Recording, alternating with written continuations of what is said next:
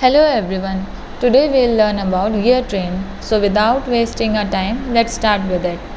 Gear train is a combination of two or more gears in mesh for transmitting power and motion from one shaft to another shaft. It reduces speed and increases torque. Electric motors are used with the gear systems to reduce the speed and increase the torque.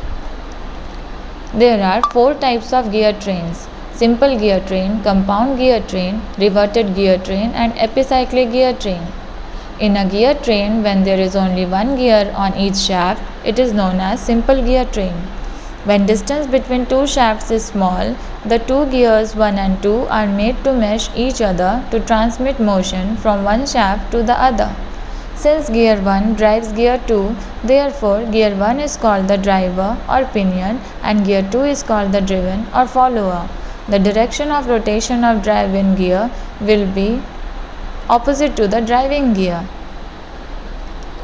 The direction of rotation of driven gear will be opposite to driving gear. Gear ratio is N1 by N2 is equals to T2 by T1.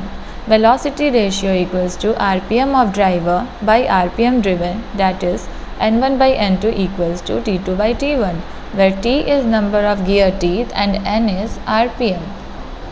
When distance between two shafts is more, the motion from one gear to another gear is transmitted by providing one or more intermediate gear, but speed ratio depends on the number of teeth on first and last gears. Intermediate gears are the idle gears. It may change direction of rotation only. When the number of intermediate gears are odd, the motion of both the gears, that is driver and driven, is same. If the number of intermediate gears are even, the motion of driver and driven will be in opposite direction. Gear ratio is N1 by N3 is equals to T2 by T1 into T3 by T2, where T2 cancel each other and we get T3 by T1. Applications of simple gear train are to connect gears where a large center distance is required, to obtain desired direction of motion of the driven gear, to obtain high speed ratio. In a gear train, when there are more than one gear on a shaft, it is known as compound gear train. It is used to obtain greater speed ratio than simple gear train and to obtain specified ratio which cannot be obtained by simple gear train. In this case, each intermediate shaft has two gears rigidly fixed to it, so that they may have the same speed. One of these two gears meshes with the driver and other with driven attached to next shaft. Here you can see the pictorial representation. Now, when the axis of first gear, that is driver, and last gear, that is driven, are coaxial, then the gear train is known as reverted gear train.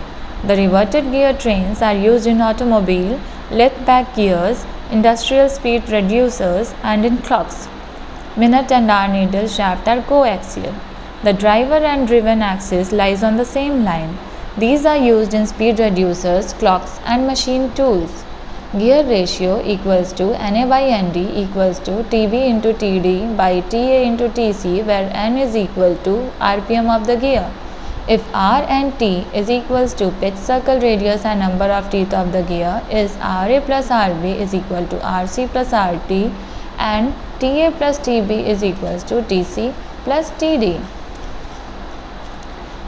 In an epicyclic gear train, the axis of shafts over which the gear are mounted may move relative to fixed axis. Epicyclic gear trains are useful for transmitting high velocity ratio with gears of moderate size in a comparatively lesser space.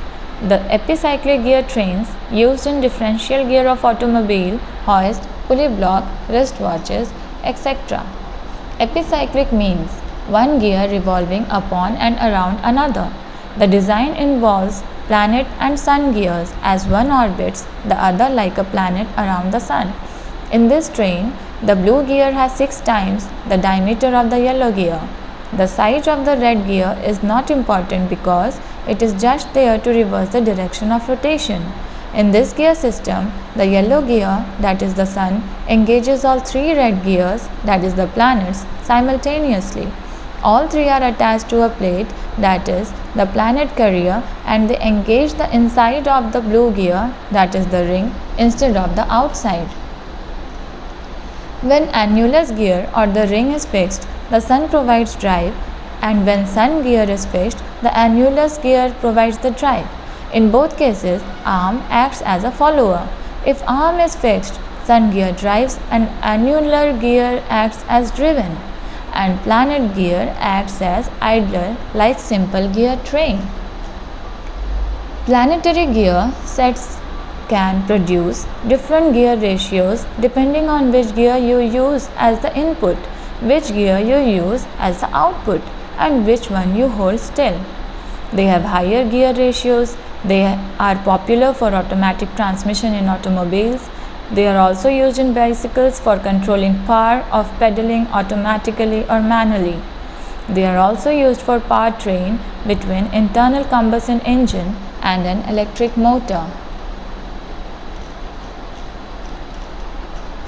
So here all the pictorial representation you can see, and with this I end up with my session. Please like, share and subscribe if you have liked this session. Thanks a lot for your patience.